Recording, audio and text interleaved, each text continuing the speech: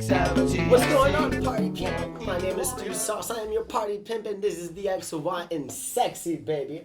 We are Xotic Yeyo. Once again, baby, I am Stu Sauce. Over here on my left, we got Rod the Bass Ryder, baby. How you doing? Over here, we got C Rome off the dome. What's happening? That's right. And over here, we got Cody Funkin' Orange over on the right, baby.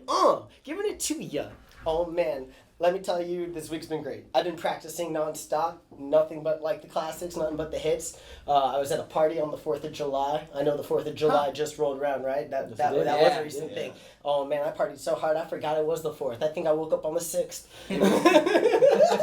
But it wasn't a beach party, was it? No, it was a house party because the beach was closed. But you know what we did? We brought a bunch of sand to this person's house and lit fireworks on the inside. I mean, the fireworks came... Fireworks inside. That's a great way to start. Under the roof?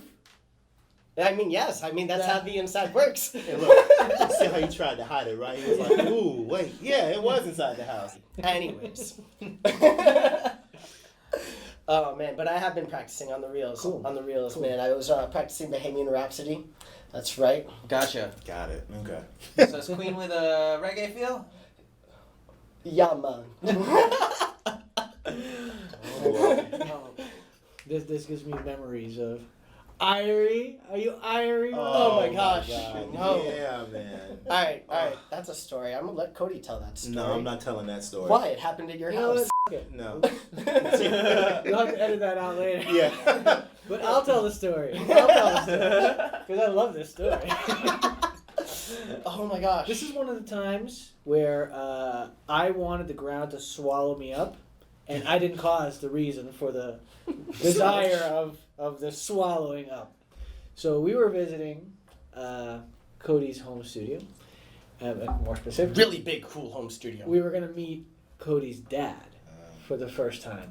So I was particularly excited. Mm-hmm. For those who have not been paying attention, Cody's dad is Clyde Orange of the Commodores. All right. So it was a very, very big honor for me, particularly, to get to meet Clyde.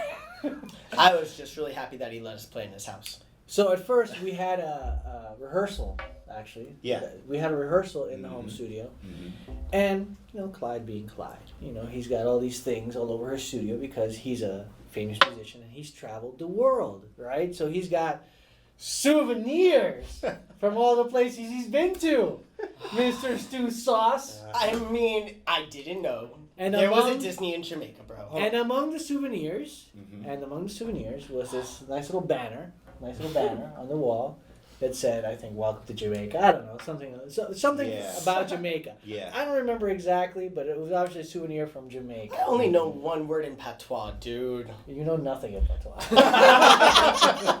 Tell him. Let me clarify that for you. You know nothing in patois. I know Wagwan. So, Oh, no, you know nothing. He said it 3 times now, okay? So, Beetlejuice. Right. so for some reason, Stu, this is a Stuism, actually, no reason. The reason is Stu. Mm-hmm. Stu made the association of a banner from Jamaica. Clyde Orange is Jamaican. Somehow, this math equated in Stu's head. So when Clyde comes in, speaks to us in this, Straight American accent. southern black man that's been around the world, very Real smooth, cool. very Real cool. Yeah, very voice. cool. Clearly not Jamaican. Uh-huh. Clearly not Jamaican. Not at all. Stu goes, Yeah, man. Irie, man. I'm like, oh my God. I think we kind of just looked at him. Yeah. We didn't say anything. Clyde was cool as a cucumber. He was cool. Just It rolled. went over his head. Yeah, he didn't even register. Why is this silly boy saying that? Yeah, no. It went right over his head. And we're just looking at him. Why is this? Yeah. Oh my God, that did not just come out of your mouth. But it did. And then afterwards, after we left, I was like, Stu, why? It's Disney And I'm World. like, Stu, you do realize this is a musician who's traveled the world. He might have collected some souvenirs in Yeah. his time? No? No, it did not process that Okay, way. so anyway. It didn't. I mean, So this is I the didn't know story. where your family was from at the time, man. It was a long time ago. This is the story of how Stu embarrassed the crap out of me in front of Clyde. I'm sure this It's wasn't first time the I met only him. time I embarrassed you in front of Clyde. Well, it was my birthday. There was Never mind. We'll save that for next week, okay? I was trashed at your birthday, bro. I know. We had a good time, I'm though. seeing a theme here. Yeah. Oh, yeah. I missed out. Bro, on that. I was You super missed out on trashed. I left early. You left early. Yeah, It was his birthday after that. it was. I believe Yeah. it. I And his believe birthday's 2 days before mine. it. Right? Okay? He just commandeered the weekend. Yeah. No, it became all about him again. Oh boy. Okay. That's not surprising. It was fun. I'm sure it was. It was funny more than fun. Well, that's generally what we go with Stu, right? It's Yeah. always funny. Oh, you. Bro, I blame it on the alcohol. Wow. So now after we've finished embarrassing the crap out of Stu, revenge, by the way. And we still haven't caught up. You've embarrassed us way, way more times than I believe you. we've managed to embarrass All right, you. it took a long time for me to stop drinking at these shows. So now that I've caught back up and I'm not as inebriated as I used to be at a lot of the functions Actually, and things that we do. You've touched on a very interesting subject, so let's go in on that, all right? So, dear other musicians in this world, okay, there seems to be this weird misconception that if you get inebriated or drunk in some way or high in some way, that when you go up on stage, you're going to somehow perform better. And now I understand that in your head, it seems that way, but I can assure you that it's only in your head. Because for the audience, it is plain as day that it's not working out very well. Let me tell you something. He's looking for more water in that cup. I am. I'm going to go excuse myself. Oh my God. Because I hear another Wow. Stu story coming on. You got to move. Get out the way. Get out the way. You need water. Move. He said the room got a little more hot. Yeah, I got a little hot for him there. Yeah. That's a good question. What is Or it? a good point. Yeah. I never thought that way. Well, yeah. Well, I think it's different backgrounds, right? Yeah. You know, you grow up idolizing these rock stars that you see have all their problems. Mm-hmm. We'll get into Prince today. You know, his problems were far more medical, but a similar demise. Right. And that's the story you hear, and it's very one-sided. But you don't hear about all those people that hated playing with, the band story. You know, Right. the band behind the. I saw Pearl Jam once, right? And I was a huge Pearl Jam fan at the time. And they were clearly all seriously messed up. Oh, so it was a team effort in sounding. It was, well, I don't know, maybe Eddie Vedder was a little bit worse than the rest. I'm not sure. I didn't really go and test them all out to see how they were doing. Mm-hmm. But he was a messy mess. Ooh. Very messy mess on stage. I was not impressed with Pearl Jam at all. You know, it was a little sad. Hey, but Eddie can always say, "Yeah, I'm still alive." Yeah. Give me the 5 other guys that sound like that. You got the Calling. You got Creed. You got. To me, they're all Creed. So moral of the story, kids, okay? If you're a musician, don't get messed up before you go up on stage. Get messed up Really- after the show. There you go. You can celebrate after. After your fire set and everyone's like, woo, and everyone's happy, and you don't have to do anything on stage anymore. What's the job? Is it? Well,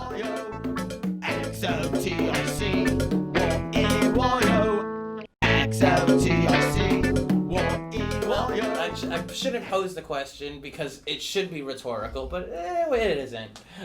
Would you show up to your job drunk, etc.? Probably a bad idea, right? Probably a bad idea. So same way with when you're a performing musician, all right? You're up on stage trying to make, besides making yourself happy doing this thing that you love doing, right? Because we're all musicians, we love doing what we do. When you're on stage, you're an entertainer, and you're performing for the audience, and you have to, if you're proud about what you do, and I certainly am, I want to put the best product forward to the audience. I want to leave them with an experience that they're never going to forget. Not all bands make it if one person is getting messed up or if everybody's getting messed up in the band. I know that a lot of bands have broken up because of it. I know people have left bands or bands have told others to move on from stuff like that. Yeah. So we've been very lucky to not have to lose anybody. We know This guy. bands that have drank away their earnings Literally. Oh yeah, those We are don't my get- friends. We don't. I was trying to avoid names. I'm not naming names. I just know that they were my friends. You kind of looked at me. Cody, look at that face. Cody's like, dude, they know it's your friends. I'm just thinking like that's so sad Right? at the local level. Right? You know, Yeah. I mean, once you hit it big time and you have a catalog and you've been Yeah. in the game for I'm years, sure the problems get worse at that point. they do. But let's be real: the Yeah. older groups, they play the state fairs, they Yeah. play the joint shows, and then they play the casinos. Yeah. I have seen firsthand. I won't name anybody. A performer walk off the stage after a show, get back into his street clothes, and he goes and gambles his money away in the casino Oof. that he just performed at. Ugh. Then at the local level, for Yeah. a band, Yeah. your peers to drink away their earnings. The earnings, yeah. Yeah, not just for one person, but for the whole band. That's what I'm saying. Like, it takes like videos. It takes like I think people really bringing it up to your attention out of like a different perspective. I Well, think. that is what happened to us, and now I am going to drop a name because we're thankful to this person. It's actually a local blogger.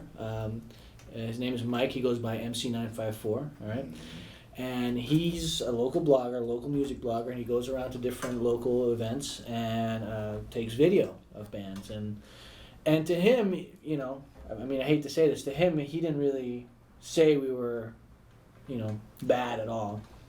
I remember I was pretty upset that night. Oh yeah, you yelled at me. Yeah, I was pretty upset that You night. yelled at me hard. And afterwards, he took video of us and posted it to YouTube. Ooh. And afterwards, I sent I haven't it to. seen that footage. You haven't seen that footage? Mm-mm. It's see it. better that you've not seen it, but I'm sure you're all gonna look for it, and I hope you find it and comment on how much I sucked, because I totally sucked. So I sent it to Stu and I said, I know you have doubts. Here's the evidence. Tell me what you think after you've seen this. And since that moment, I have not been under the influence of anything at shows. Now when it's the weekend and it's time to party, there's a time to party. There's a time And to now party. we have that time, and I've been upholding to that really, really nicely for the last, what has it been, a year or two? 2 years, 3 years? Probably, maybe longer. Oh man, So- it's been a hot minute. Yeah, no, But it's- everything's improved since then. And admittedly, really from the nice. outside looking in, because you know I am the newest member of the band, and I joined the band, there's this expectation that you know Xotic Yeyo is a party band, so people want to party with Oh, party. yeah, We've like- had numerous occasions since I've joined the band where our audience members will offer us shots and buy us drinks, and we all look at each other like Can we still do got this 6 right more now? songs. Yeah. We got 6 more songs. Yeah, to, we you know? don't accept it until the third set, you know, and then really towards the end, and then we're like, okay, you know, because it's also rude to Say no. turn down a gift. And we get it. You know, we love that we can bring our fans and our audience a great time, and that they want to reciprocate that. And it's just a respectful exchange. It's like, Yeah. hey, you want us to be part of your party. We love that. Yeah. And we're bringing the party to you, but as much as you're bringing the party to us. So, And we'd love to party with you after the show. Especially this guy with 2 thumbs right here. Party, party, party, party. XOTIC, what XOTIC, what So let's talk about a different party musician I think we all admire, right? Like very, very much so. Mhm. And who is that musician? He is the Purple Man. He is the artist formerly known as the Symbol of Love, baby. We got Prince, baby. We talking about the Purple Man. It's safe to say that Prince is probably one of the biggest influences in general for our entire band, really. Oh yeah, he's an icon. He Most is definitely. definitely an icon. In fact, I think the word icon, if you go to Miami and you hit up Mansion, Prince used to own Mansion. did he really? Yeah, he used to Really? be an owner with Look at this Mansion. guy. What I believe is the greatest Super Bowl halftime performance ever Oh, the Yes. Purple Bowl? occurred Yeah. in Miami That's right. Yeah. with Prince playing Purple Rain In the In rain. in the rain. In the Oh, rain. yeah, Yes. that was In the recent. rain. That was like several years ago, wasn't it? 2007. There you, Don't ask me how I there you know. go. There you go. You He could played a always- lot here in 2007, man. Listen, I was glued to the TV That was amazing. I only watch the Super Bowl for the halftime show. I don't care who's playing. Me too. I love the halftime show. It's Janet hard to Jackson. care who's playing when you live in Miami, man. Right, you know? Hold on, then Prince Hey, walks we got out. Tua now. Might change. Right. In too many years. Right. Prince walks out in this teal suit Yes. with the orange shirt, the button down. Half a do-rag. No, he had his hair Yeah, up. yeah, exactly. You know, he was dressed like a Miami Dolphin. Yep. He was. You know, He was dressed like this, like the stadium. right? He was, which was very tasteful. I thought. Only him. Only him. Only Right. Prince Only him. could dress in the garish colors. Yes. That was Miami. Well, what's it called now? Who knows what it's called now? Yeah. But, you know, It's called Hard of the Rock Stadium stadium. or I think it's something? called Hard Yeah, Rock. Hard Rock Stadium, but yeah. And they've changed everything. But at the time, Yeah. it was like orange and teal. That's right. Garish, horrible, ugly, ugly The colors. combination was so off, but he made it Prince work. throws it on, and he looks like, this guy just stepped out of Prince GQ. is one of those guys who really puts the XY in sexy. Oh, he certainly does. Yeah. He certainly does. I'm a straight man, and I'll tell you that man.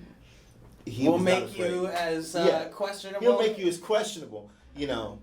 Anyway, I'm not gonna get into that, but He's got records about it. Don't he worry. does. Go to the early Prince, okay? Right. Anything before Purple Rain, Yep. all right? So,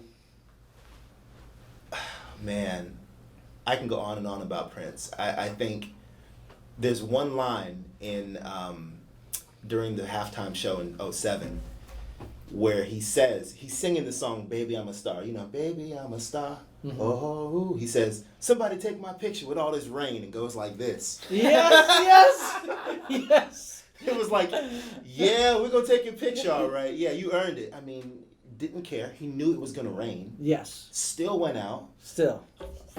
Killed it. Killed it. Killed it. They in the killed rain. him. Didn't kill himself. No. Killed it. Yes. He made the rain purple. Right. I'll never forget. He legitimately made the rain the color of the wall. Yeah. Purple. Yeah. Yeah. But when he went like this, I was like, uh-huh. Yep. That's the man right there. So, I have a really cool Prince-related story Yeah. that we experienced. Uh-huh. So, Stu and I ended up going, or Stu was invited. I was his plus one, I guess. Stu was Cute. invited to this, right?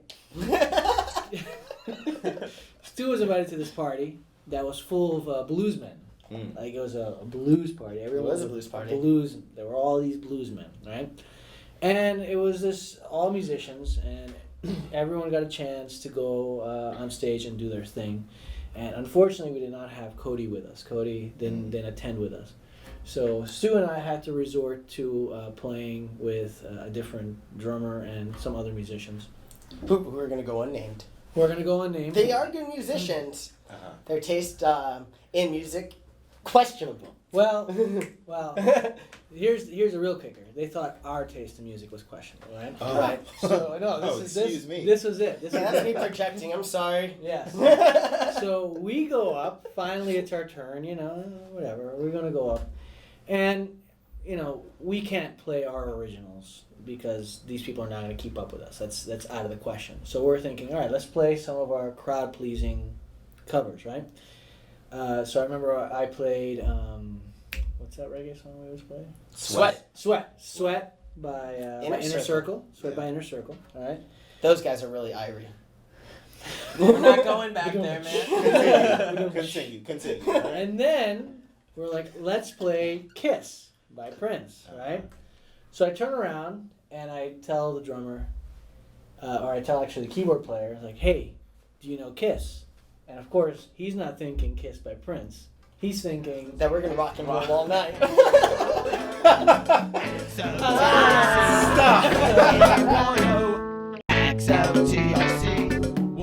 do yourself a favor, after you're done watching this, stay on YouTube and search Prince at the Rock and Roll Hall of Fame. You okay? can research Prince anything. and Pretty much.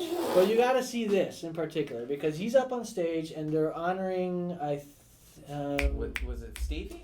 George Harrison.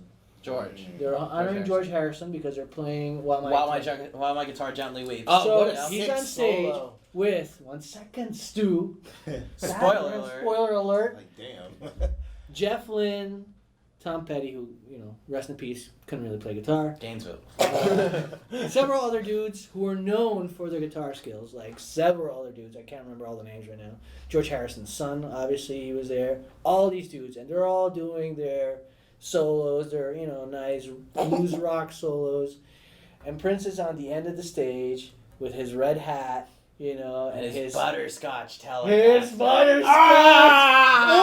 With the baseball bat neck.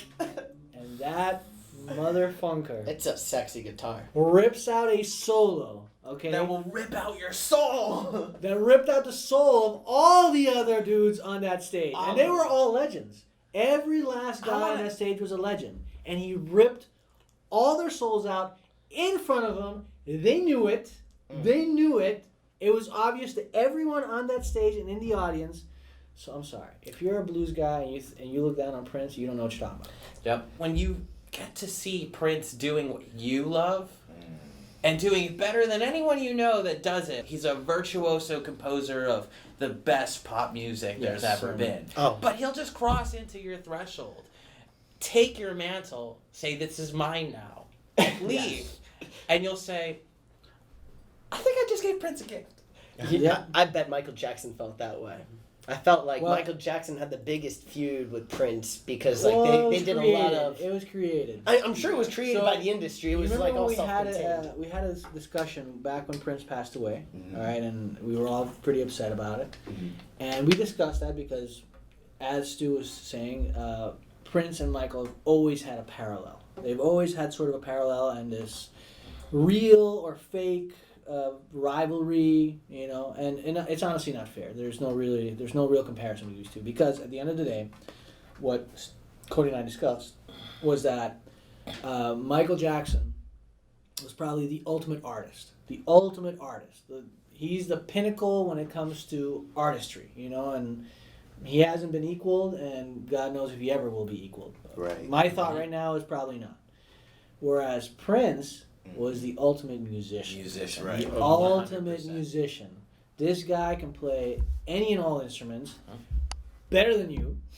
And if you don't believe this guy, check out his albums because I'm pretty sure he did all that music himself. He did a lot of it. A lot of the music he did record himself. His a lot of debut album, he plays all the instruments. Yes. So, certainly. Yeah. Certainly. And well. Very well. And very, very well. That's very right. well. That is right. Because there are other artists that have done the record everything on their recordings, and they do a tremendous job. But Prince is like when he records his things, it's like he brought in top-notch session musician to do guitar, and he brought in a top-notch session drummer to do the drum, and a top-notch session bass player, and so on and so forth. But it's all Prince. Yep, and It's all Prince. He would go up to top-notch keyboard players and ask them for their keyboard. And then not give it back. And that's a different story. That's a different story. I guess I'll tell it. Please do. Yeah. I know a gentleman. He lives in Minneapolis, lived there majority of his life, and he knew Prince as they were coming up together. They played basketball together. I know that sounds so far-fetched, but they legit played basketball together. And, they played in a couple of bands around town, but Prince always wanted to do his own thing. He always wanted his own thing. He always wanted, I want my own band. I want an all-girl band. Really. I'm serious. I remember this story. Yeah, you remember that? Yeah, you know it. I told it very well. Yeah. And whatever Prince wanted, Prince got it. So my friend, and he's a much older gentleman, he tells me this story of how Prince was in desperate need to find a keyboard. I need a keyboard, and they lay down some synth parts and lay down some backing, some fluff. Yeah, some add-ons. I need a keyboard though. The one at the studio, they're gonna charge me to use it.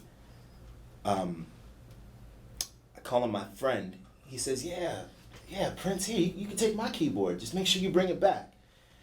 And Prince says, yeah, man, I'll bring it back to you. Yeah, thanks again. Prince never returned that damn keyboard. I want to say, I think it was like an Oberheim or something like that. Some classic keyboard. He said Prince never gave him back the keyboard. He said he'd seen Prince maybe 2 or 3 times after that. Hey, man, where's my keyboard? I don't know what you're talking about. Hey, man, where's my keyboard? Oh, yeah, you'll get it back. Oh, now you know what I'm talking about. What? Where's my keyboard? You'll get it back one day. Never got the keyboard back.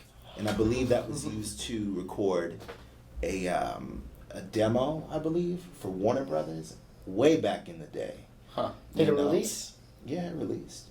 What was It re- that, for the Batman soundtrack? No. Before no, that? no, it was long before that. I Is think it like before Manic Monday kind of no, stuff? I think before he became the Prince, he was still trying to pitch and get. I mean, Right. someone divided in what I have, and at the time, Minneapolis, '70s, black. Nah, sorry, Yeah. it's the rock and roll scene. Huh. But from the early days of Prince, what did he give us? Do Me Baby. I Want to Be Your Lover. I Wanna Be Your Lover. That's completely different from, what labels were looking for in the North, in Minneapolis at that time. So, The rest is history. the rest is history. That keyboard will turn up on reverb. It'll or be on eBay reverb for somewhere, or it might be at the thousands and museum. thousands. It might be. You Might never be at Paisley know. Park. I wouldn't be mad though if it were me. Yeah, why not? Here. That's a story. I don't know, man. I play keyboard. That'd be pretty big.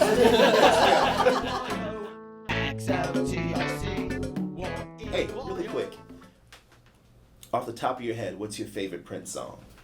Rod. Cream. Cream. Raspberry Beret. Okay. Another lover holding hole in your head. Oh man. Yeah. Look Yeah. at you. Stop. Love it. Stop. Love it. My favorite one is Diamonds and Pearls. Nice. All Yeah. right. Is that from Glam Slam?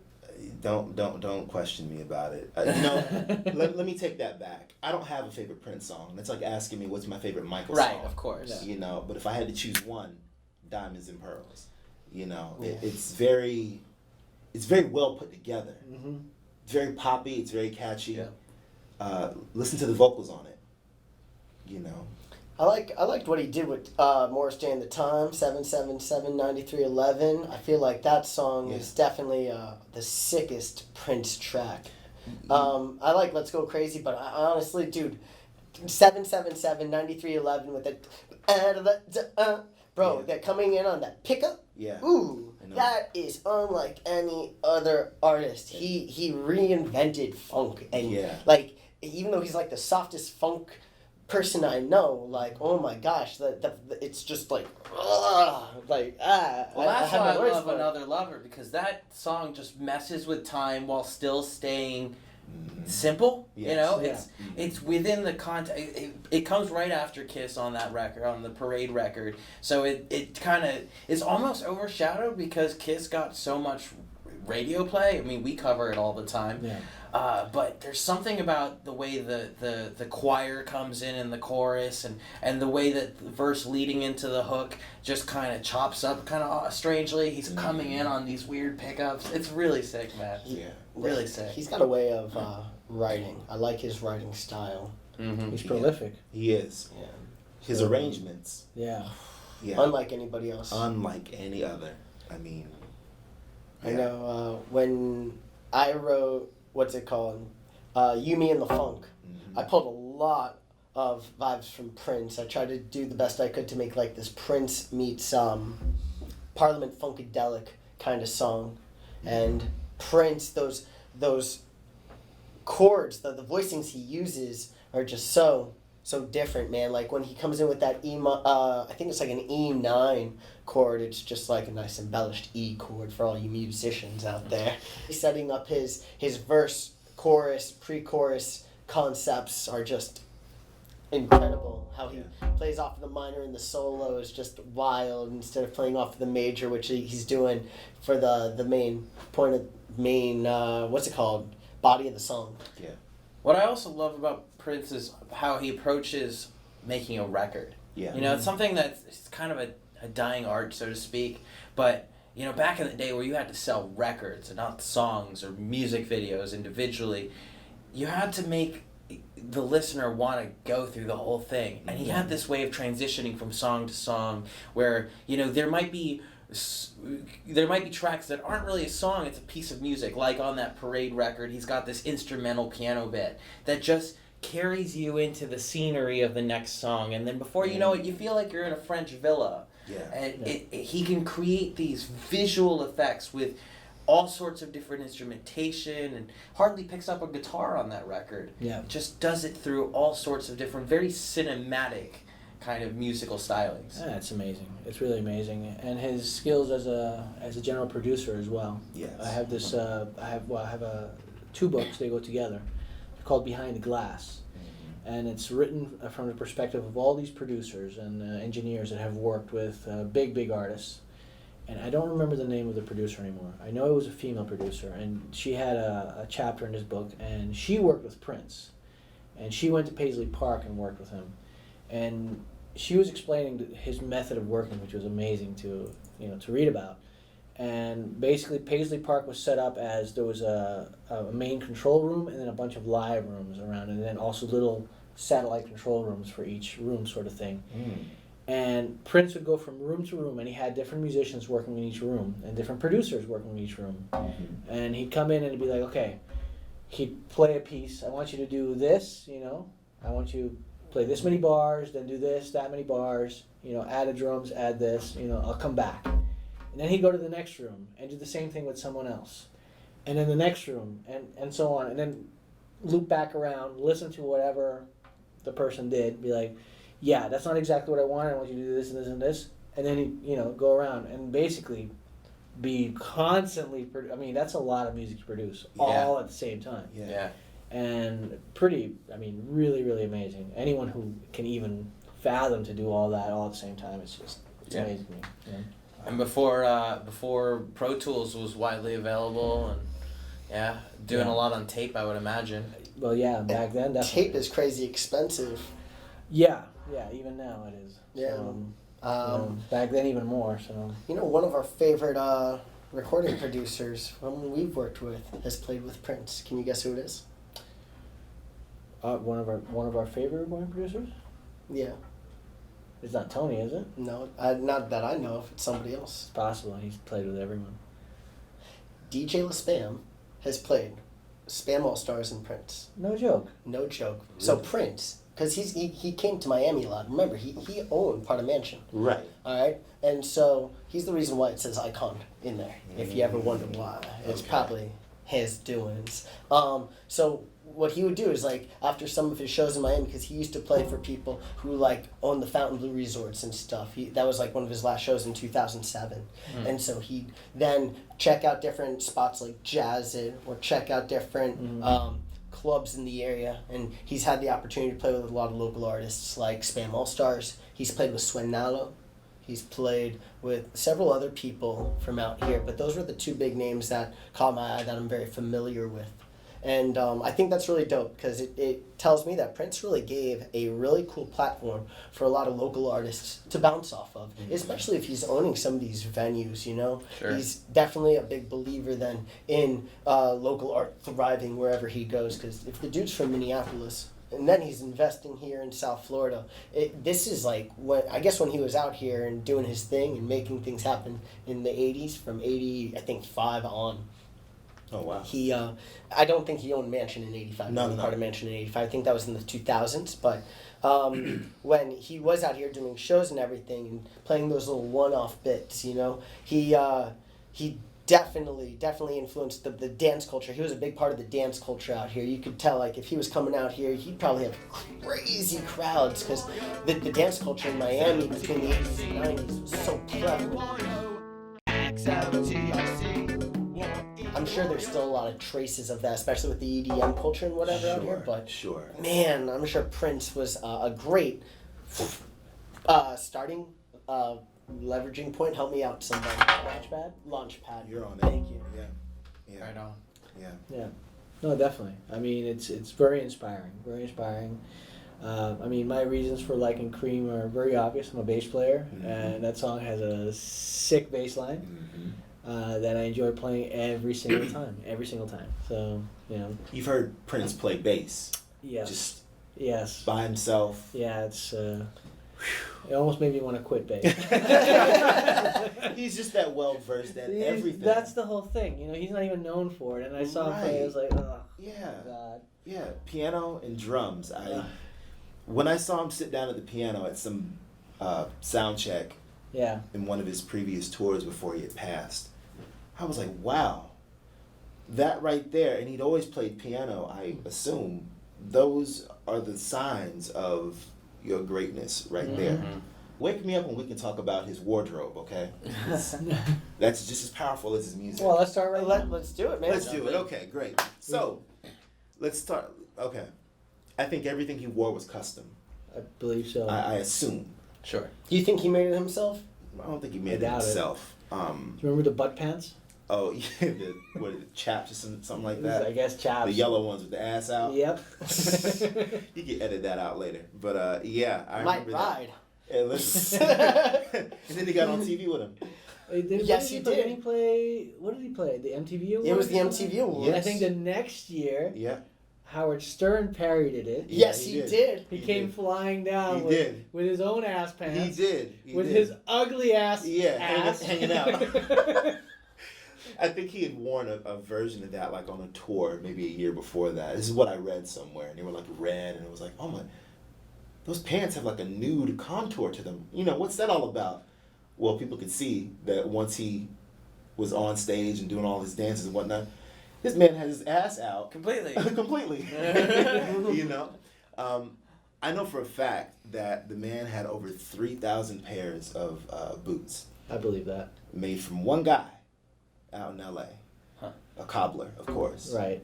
You know, Prince. I want to say he had his own shade of purple.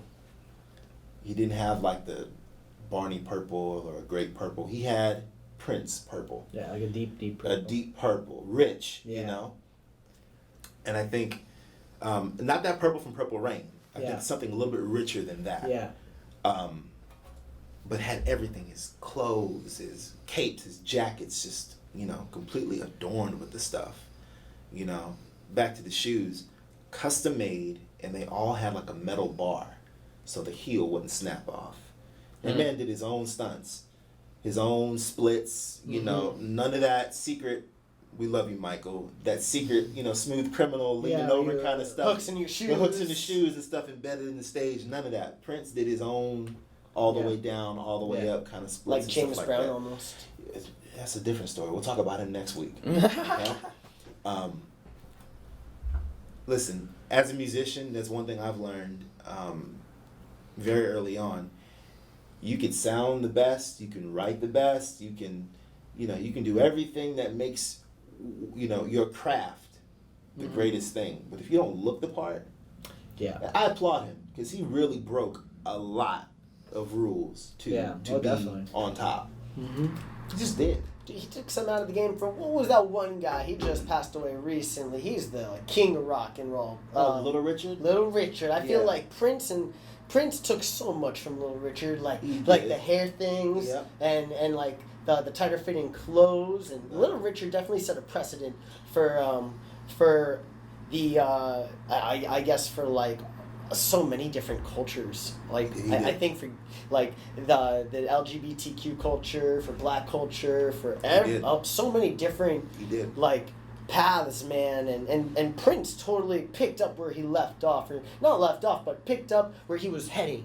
He picked it up and he did his own thing with it. Yeah, he's the It king was for an evolution. doing his own Yeah, thing. yeah. It was daring. It was He was very daring. very daring. Do you remember his outfits back Rolling Stone Oh tour? my God. So for those who don't know, Yeah. Tell him. And his Rolling Stone tour was disastrous. I think he left it after what, 3 shows? Yeah, it didn't last long. Because they didn't appreciate what he could. Probably all blues people. You know? Yeah, that was an R&B band. They back in didn't the day. appreciate what he can do. So this being a Rolling Stone show with all these old-fashioned people, and this we're talking about the '80s now, early '80s. Yeah. You know, Rolling Stones were old-fashioned then already. Knowing the kind of audience it was, Prince didn't care, and he would go up on stage wearing a trench coat. I think he was wearing boots. Yeah. Boots. Yeah. And a Speedo. Yeah. And like a An ascot or something. like an ascot. Yes, like an ascot. Yeah. He'd be on stage wearing a trench coat, boots, a Speedo, and an ascot, and that's it. An eyeliner. Don't forget Oh, about and that. well, yeah. Icing on the cake. Yeah. That's the only man who could do that. Yeah. Wear eyeliner and still look like a man. Still steal your girlfriend. Steal your girl. Steal your girlfriend. That's looking right. like that. That's right. Unbelievable. That is right. You know, after he was on that Rolling Stone tour, you know who picked him up? Who? Make a guess.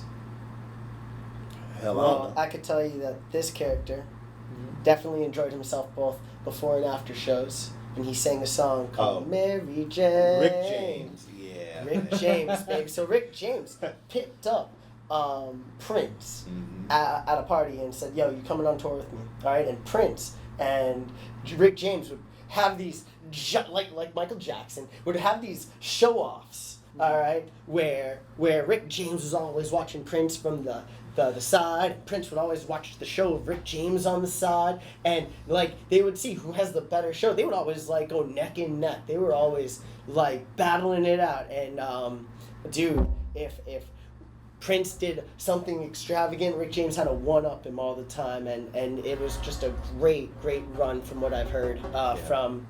There's this show by the creator of Beavis and Butthead called Tales from the Tour Bus. Oh, yeah. And he's on one of them. He's definitely, he makes an episode. And so I'm sorry to spoil the episode, but let everybody know. We'd be remiss if we didn't discuss Prince's battles with the music industry. Yes. Because if there's a reason why he was once known as the artist formerly known as Prince, I believe he did that to escape his contract, right? With Warner Brothers, right? He did. Yeah. He did that to escape his contract. Then they wouldn't let him on his masters or something. Yeah, like they wouldn't let him on something his along masters. those lines. Yeah. So like what happens when you record is you've got these two kinds of copyrights. You've got performing copyrights, and for all you artists out there and people who want to be artists, check this out. You've got performing arts copyrights. So those are like PAs. That's what you sign up, and when we do get our recordings, that's how we do it. Then, if we were part of a studio, say we wanted to be our own publishing company, say we wanted to be our own record labels, you would fill out an SR copyright. That'd be a sound recording, and that's where these masters are coming from. So, like, we own our masters to Disco Zombies, but that's the only song we really own the masters for. You mean Fun the fact. very first first one? No, in general, Disco Zombies is ours. So, because I own the copyrights as an Right. SR copyright, it belongs to this. All the other songs are performance art copyrights, so they can belong to whoever has the record label at the time. So, but we always keep getting things back, and one day we'll have to worry about all that stuff. Okay. Yeah, Well, Prince had to deal with all of that. Yes. yeah, he did. Yeah. He kind of paved the way for independent artists, really. He really did. Yeah, and the world we live in now, essentially. Yeah. You know, he was ahead of that. Yeah. And Chance the Rapper gets a lot of the credit these days, but it was Prince. It was Prince. That's right. That's right. And then Prince, I want to say he suffered quite a bit. yeah, he did certainly. You know, you could hear it coming out in his music. Mm-hmm. You know, at that time, Yeah. it didn't feel like the Prince we knew 5 years before. Yeah. The early Prince. Sure. It definitely didn't look like him when he had slave written on his face either. And that was just, that was bold. That was fiery. Yeah. Yeah, that was Yeah. bold. But he pushed through that. Yeah. And he won. Yes, he And did. he got all the rights to all of his music. Yeah. You know, but he had to go through it to get to it. Yeah. Big time. Yes. Yeah, you don't see that a lot nowadays. Everyone's kind of their own. Yeah. You know, they're their own record label. Pretty much now. You know. Yeah. Yeah, we're kind of thrown into a world where the artist is now wearing all the hats. Well, you have to. A&R isn't what it used to be like when Prince was on the uprise. Well, the money is not what it used to be either. In Right, general, right. You know, it's Right. just the market is not as big anymore. They don't the labels and essentially the artist either. We don't have such a expectation is that music is free. Everyone has Spotify. Everyone Right. has Pandora. Right. You know, and a lot of people have the free version where they get the ads every 20 minutes or something. This guy. And the expectation of everyone is that music is free. It's just the reality of the world we live in right now, and so it's become harder. Not to defend labels. I'm not here to defend labels, but it's become harder for labels to make music, and then subsequently B for musicians to make music. However, the flip side of that coin is that musicians now have a lot more control over, and they're making more of their money. That's right. Back in the day, if you got 10%, imagine this, right? You're the musician. You're Prince. Mm-hmm. You're Prince. You made Purple Rain. masterpiece, right? Masterpiece. It's selling millions and millions of vinyl LPs, And right? video. Right? He didn't even make 10% of that money. Right. Not even. On top of that, the labels would dock you for all the marketing expenses. So they're taking 90% of the money. They're fronting it. Sure. Sure. But they're taking 90% of the money. And all those costs that they fronted, they're charging the artists. Like, for the videos, for the tours, for the marketing, for all that stuff. The artist is paying for it from their sub 10% royalty, right? So a very good example is TLC with Waterfalls. Yep. Right? What a good track. Huge track. Still hearing it to this day. That was the first song I ever learned how to play bass to. Brilliant music video, which made them bankrupt. Literally made them bankrupt. Completely made them bankrupt. Yeah, I'm sure Left Eye lost it after that one, man. Yeah, I mean, but you have to look at who's helping you when you're in that position as well. Yeah. It's really great to see that we're now going about it, and really the renaissance for independent musicians who want to do what they want to do and retain their creative integrity, so that we can all keep striving to be as profound as maybe one Prince record. Maybe it takes you 10, 15, 20 records in your lifetime to achieve that one pinnacle, but it's about the chase, to me at least. Yeah. Oh, certainly. I agree. Certainly. It's the rush. It's all that stuff. Yeah. I mean, there's few feelings as awesome as being on stage, having played a fire set, seeing the audience spent. I love that. Seeing them spent. Yeah.